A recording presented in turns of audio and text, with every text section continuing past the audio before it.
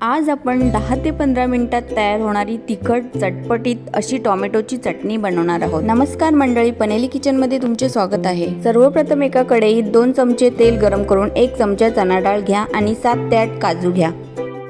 1 मिनिटभर चांगले परतून घ्या। त्यानंतर त्यात 1 चिरलेला कांदा टाका, तसेच 2 हिरव्या मिरच्या आणि थोडी कोथिंबीर टाका। हे सर्व साहित्य 2 मिनिटे चांगले परतून घ्या। आता त्यामध्ये 2 चिरलेले टोमॅटो घाला,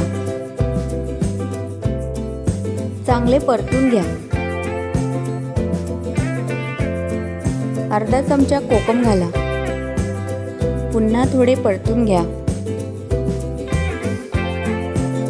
आता यात चवीनुसार मीठ घाला। मीठ सर्व साहित्यांमध्ये छान एकजीव करून घ्या।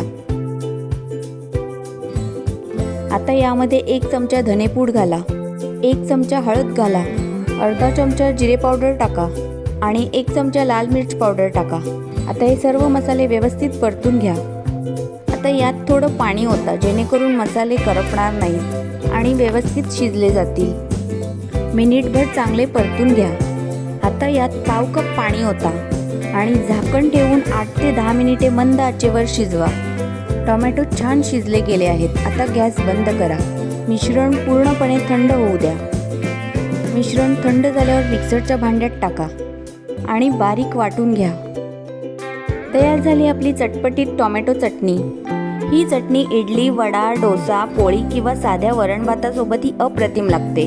तुम्हाला रेसिपी आवडली तर लाईक करा, शेअर करा आणि अशाच सोप्या मराठी रेसिपीसाठी चॅनलला सबस्क्राईब करा। धन्यवाद।